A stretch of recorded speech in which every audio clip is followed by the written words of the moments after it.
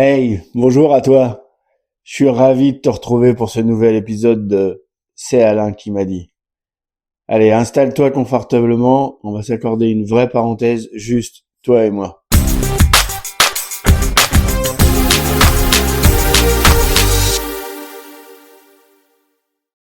Alain m'a dit un jour une phrase qui a percuté mes certitudes de plein fouet. Il m'a regardé et il m'a dit, Eric, un leader c'est pas un costume qu'on enfile, c'est un être qui s'incarne. À l'époque, j'ai pas tout de suite saisi la profondeur de ces mots. Moi, je pensais à mon apparence, à mes vestes de dirigeant, à cette allure de chef d'entreprise que je soignais. Mais Alain, lui, il parlait pas de ça, il parlait pas de mode. Il parlait de cette armure invisible, psychologique, que l'on finit par porter sans même s'en rendre compte. Je me souviens très bien de cette époque où je manageais des équipes, et puis après où je dirigeais mon entreprise. Le matin, quand j'étais seul dans ma voiture, je sentais mon corps changer au fur et à mesure que j'approchais du bureau. Mes mâchoires se crispaient, mes épaules se verrouillaient, et je me répétais mentalement mes arguments, je lissais mes doutes, j'ajustais mon masque, mon masque de celui qui sait.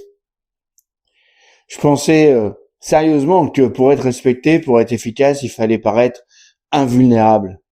Je portais le costume du boss, celui qui a réponse à tout, celui qui ne tremble jamais, celui qui est toujours en contrôle. Et ce costume, waouh, il pesait 1 tonne. Et quand t'as 1 tonne sur le dos, le problème, c'est que ton armure, elle est trop rigide. Tu finis par ne plus pouvoir bouger. Tu peux plus sentir les courants d'air, tu peux plus percevoir les nuances. Tu passes toute ton énergie, et il faut qu'elle soit colossale, à vérifier que ton masque est bien droit, que rien ne dépasse. Et pendant que tu surveilles ton image, tu n'écoutes plus ton intuition, tu n'écoutes plus ton cœur.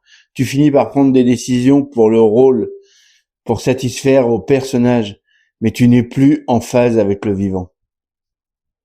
Et pour être complètement honnête avec toi, j'ai longtemps vu effectivement le leadership comme une performance, une série de codes à respecter, une image à projeter. Et d'ailleurs, quand je travaillais, et j'ai travaillé très longtemps dans le milieu de la communication et de la pub, on pouvait tous se reconnaître dans la rue à Paris parce qu'on avait tous le même costume anthracite. Mais la vérité, c'est que porter un rôle épuise. C'est ce qui crée ce sentiment de vide le soir, cette fatigue qui est pas vraiment liée au travail, mais au poids du masque qu'on a dû soutenir toute la journée. Alors, s'incarner, c'est exactement l'inverse de paraître. C'est avoir le courage de laisser le costume au vestiaire. C'est accepter que le leader ne soit pas une version augmentée ou parfaite de toi-même, mais simplement toi. Toi avec tes visions claires, avec ton enthousiasme, mais aussi avec tes silences, tes hésitations et ta vérité brute. Ça a été un long processus, mais un jour, j'ai décidé de commencer à lâcher le rôle. Et là, j'ai eu vraiment le vertige. J'avais peur de perdre ma crédibilité. Je me disais, mais s'ils voient le bonhomme derrière le boss, est-ce qu'ils vont encore m'écouter? Et j'imagine que tu t'en doutes, mais il s'est passé quelque chose d'incroyable. Parce que c'est précisément à ce moment-là que j'ai commencé à être vraiment suivi. Vraiment suivi. Pas par obéissance, mais par adhésion. Parce qu'en fait, les gens, ils se connectent pas à un costume. Ils se connectent à un humain, à quelqu'un qui ose être là, présent, incarné.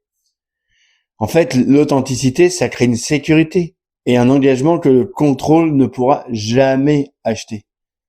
Alors, interroge-toi là-dessus.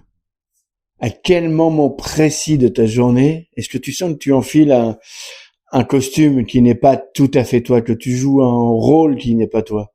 Est-ce que c'est en réunion? Est-ce que c'est face à tes clients? Et qu'est-ce qui se passerait si demain matin, tu choisissais simplement de laisser ce masque sur le parking et d'entrer tel que tu es? Allez, on va s'arrêter là-dessus pour aujourd'hui. Et souviens-toi, parfois, il suffit de changer de regard pour que la suite apparaisse. Merci pour ton écoute et à très bientôt pour un nouvel épisode de C'est Alain qui m'a dit.